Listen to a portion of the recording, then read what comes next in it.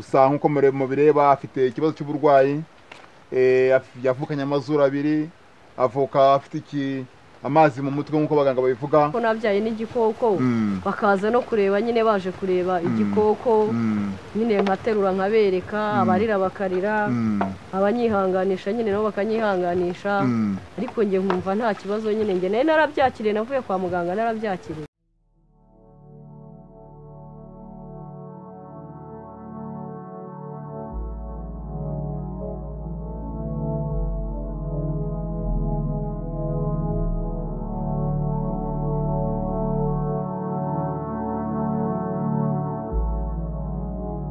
Abakunzi bandaye Kingdom TV nk'ibisanzwe twababwiye ko tubagerera aho mutabasha kugera. Uyu munsi tugeze mu karere ka Kure, mu murenge wa Kure, mu kagari ka Kure. Ikitugenza rero muri uru rugo muri kano gace muraza kuza kukimenya, kora share and subscribe, uzajya ukomeza ubona inkuru zinyura kuri Ndaye Kingdom TV. Uyu munsi tugeze ku muryango mwiza cyane w'abana bane n'umumama, batetse ibitoki, baroza amasahane.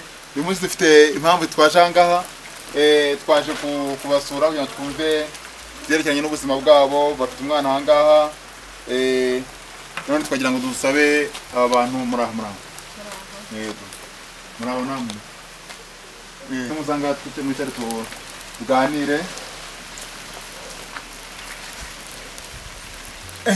Katongere tubasuhuze muraho. Okay, abakunzi ba Ndaye Kingdom TV, twasuye umuryango nko twababwiye, mu muryango mwiza ufite abana bane n'umupapa n'umumama. Uyu munsi twaje gusura umuhungu wacu, twifuza kugira ngo tuganire na mama we atubwire urugendo rutari rworoshye yakoze mu gihe Imana yamuhaguye umwana w'umusore kandi mwiza cyane. Gusa nkuko mubireba afite ikibazo cy'uburwayi, yavukanye amazuru abiri, avuka afite amazi mu mutwe nkuko abaganga babivuga, ariko turashaka kugira ngo batubwire ubuzima bw'uyu mwana. Murakoze cyane. Mama bakwita nde? Ahangaha bahita nde? Bahita hehe? Ni mu kahe karere? Ni mu murenge? Ni mu kahe kagari? Kugira ngo tubwire ubuzima bwawe mu rugendo rwo kubona uyu mwana. Murakoze. Nge nitwa Musabye Maria Denise, ni mu kagari ka Nyabisindu, yego umudugudu nawo ni Nyabisindu, umurenge ni Musha, karere ka Rwamagana. Okay. Murakoze cyane mama, twaje kubasura ariko uraza kuza kwihangana kuko turaza kukujyana mu rugendo rw'akahise cyangwa rwo mu bihe byashize. Igihe cyarageze, Imana iguha umwana ngira ngo wa kabiri. Uyu mwana no wa gatatu, umwana wa gatatu uramutwita nkuko watwita abandi bamubanjirije. Igihe cy'amezi 9 kiragera, ujya kwa muganga cyangwa se wari mu rugo ugiye kubona urabyaye, ubyara umwana mwiza w'umusore umeze gutya, ariko umubyara afite ikibazo. Byari bimeze bite? Ese tubwire, tubashaka kumva ku mutima wawe icyo gihe urugendo rwari rumeze ukimara kubona ko ubyaye umwana umeze gutya. Nyine natwite bisanzwe, nkumva afite inda yonka nkuko n'izindi zonkaga. Gusa ikibazo nakibonye maze kugera kwa muganga maze kumubyara, nibwo yaje ameze gutya nyine, aza afite ibingibi byose mureba, ariko abaganga bambwira bati ibi nta kibazo, ntabwo ari garave, ibi bibaho. Mbese numva nta kibazo mfite, nanjye mwakira nk'abandi bana. Gusa nuko yavukanye ikibazo cyo kuvuka atonka, ariko hashize iminsi 3 aronka, afata ibere n'ubundi nk'abandi aronka.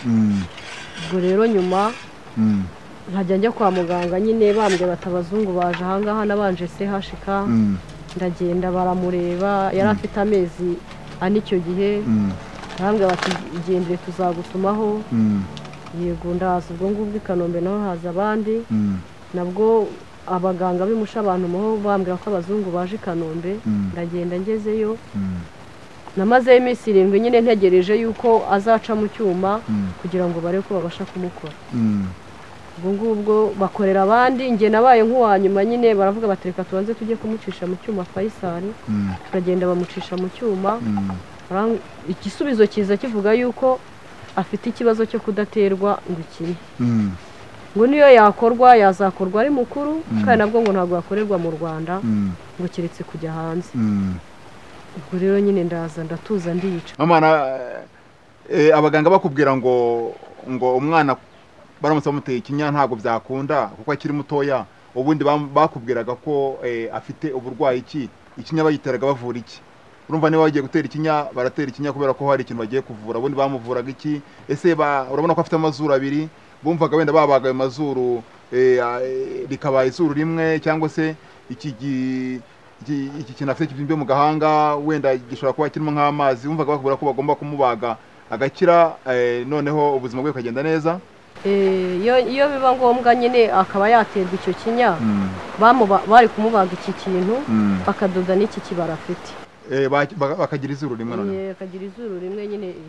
Noneho abaganga bakubwira ko bitakunda, ahubwo bisaba ko umwana ajya kumuvuriza hanze. Ajya kuvurizwa hanze. Banyereka n'ifoto ye y'umutwe, mbona banyereka ifoto ye y'umutwe, banyereka n'undi muntu muzima uburyo umutwe w'umuntu uba uteye. Mu mutwe w'imbere harimo ibintu bibiri bimeze nk'impombo zino ziyobora amazi, barabifite mu mutwe. Banyereka ifoto ye, banyereka n'ifoto. Aho ni ku bihe bitaro wari wagiye? Ni ku bihe bitaro bakubwiraga baguhaga ayo makuru y'uko badashobora kumutera ikinya ahubwo bashobora kumuvuriza hanze? Ni ku bihe bitaro? Ni Kanombe. Mu bitaro by'i Kanombe? Ariko icyuma yagiciyemo Faisal, ariko aribo bamwijyaniye. Abaganga baraguhakana baravuga ngo ntabwo bikunda, taha, byararangiye, ntabwo umwana ashobora gukira. Noneho mama, nagira ngo dusubire inyuma, uraza kuza kwihangana.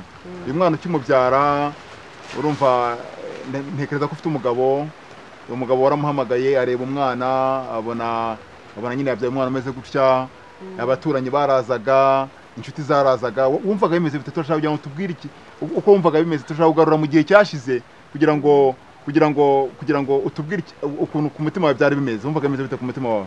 Ku mutima nari mfite agahinda, kuko amakuru y'abantu bagendaga bavuga ko nabyaye n'igikoko, bakaza no kureba, nyine baje kureba igikoko, nyine nkaterura nkabereka, abarira bakarira, abanyihanganisha nyine nabo bakanyihanganisha, ariko njye nkumva nta kibazo. Nyine njye nari narabyakiriye, navuye kwa muganga narabyakiriye.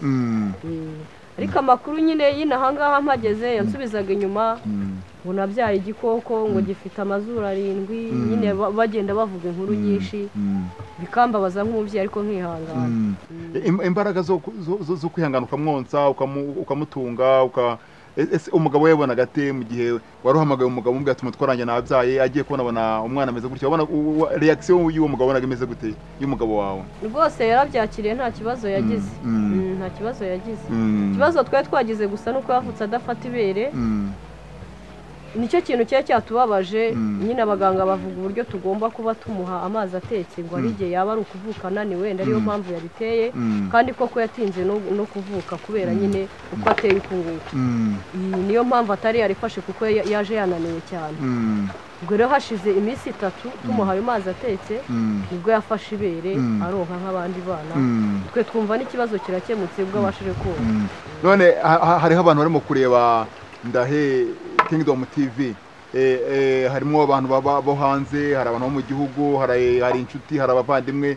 Niki kintu wumva kiri ku mutima wawe wabwira abakunzi b'iyi televiziyo kugira ngo ese nubuye bufasha ubakeneyeho? Ese nizihe nama wabwira abantu umuntu wenda wabyara umwana agasanga afite ikibazo nk'iki ngiki? Turashaka kugira ngo twumve ikiri ku mutima wawe, bufasha wasaba bano bantu, cyangwa se inama wagira umuntu waba abyaye umwana wenda akamubyara afite ikibazo kimeze nk'iki nguyu yavukanye. Inama nagira umuntu wabyara umwana nk'uyu, nuko ari umwana nk'abandi, nta kibazo rwose, n'umwana nk'abandi pe.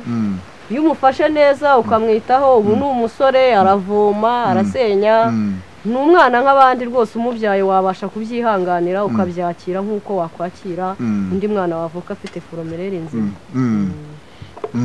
Okay, abakunzi ba Ndahe Kingdom TV, hari benshi bayireba bari mu mahanga, bari mu gihugu. Nubuye bufasha wabafasha wabasaba kugira ngo turebe ko byibura uyu mwana yabona ubuvuzi budasanzwe, bakaba bamubaga hanga mu mutwe, ikibari bakakidoda, amazuru bakayakora neza, agasigara izuru rimwe nk'uko abandi bana bameze.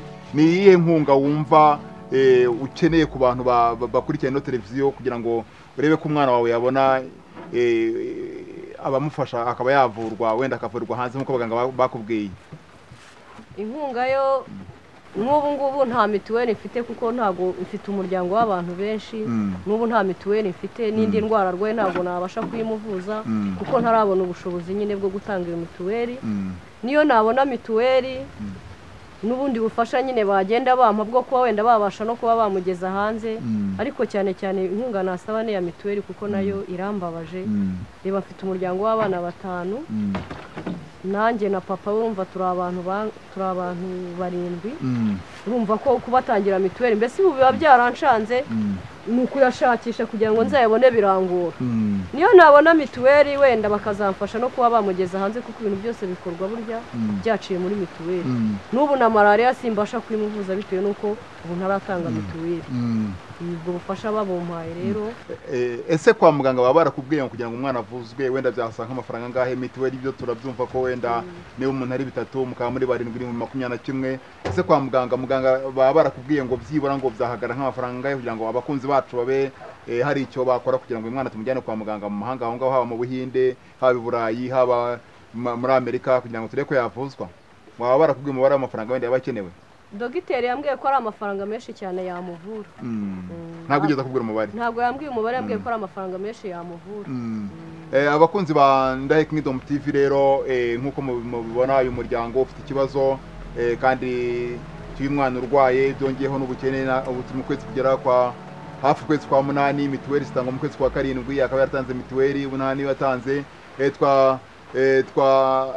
twabwiye uzatubagereraho mutagomba kwigerera ikintu wakora kugira ngo uyu mwana avurwe ikintu wakora kugira ngo abone ubuvuzi bw'ibanze ikintu wakora cyose kugira ngo uyu mwana ageraho aho bamubwiye ko agomba kugera kugira ngo akire rwose Imana azaguha umugisha rero twagira ngo tubaze uyu mwana ushaka kureba hanga witwa nde amazina yawe vuga amazina yawe witwa nde vuga amazina yawe witwa nde okay abakunzi ba Ndahe Kingdom TV twasuye wa muryango nyine nkuko twahoze tubabwira kandi tuzi yuko hari ikintu muzakora kugira ngo uyu muryango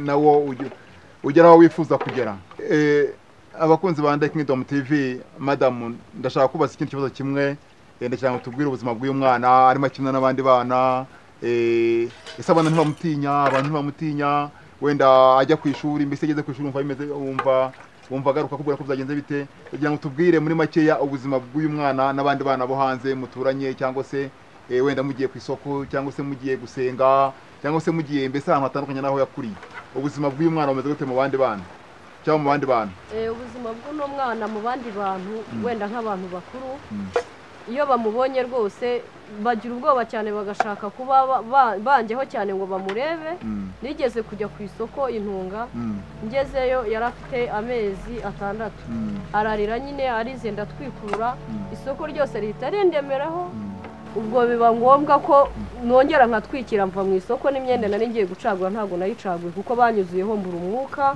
mbese iyo abantu bamubonye batuwe batamumenyereye biba ikibazo cyane ariko abamumenyereye nta kibazo duturanye n'abana bakina nta kibazo cyetse umubonye ari ubwa mbere niwe biba ari ikibazo cyane wumva ari ikibazo wowe wumva bimeze biti ubonye nk'abantu bakuzenguruka ukareba abantu barimo bamutinya ukareba abantu batinya wenda kumuterura kumukoraho ese ku ishuri yagezeyo iyo umujyanye ku ishuri ubona bimeze bite mu bandi bana ubona bimeze bite abandi bana bamubonye ubwa mbere nabo barirukanka bakamutinya umwana ntimumutinye rero n'umwana mwiza ntagatinyitse araganira aravuga nuko ndebe yagize isoni rwose n'umwana mwiza ntimumutinye kandi twizeye yuko hari ikintu Imana izakora akavurwa akagira umutwe mwiza n'ikibari bakagikora neza n'amazuru bakayakora neza rero niba ufite ikintu wakorera umuryango ukaba ufite inkunga ushaka kuyitera ukaba ufite connection wabaha wenda mu ivuriro ryo hanze mu gihugu wenda utuyemo cyangwa se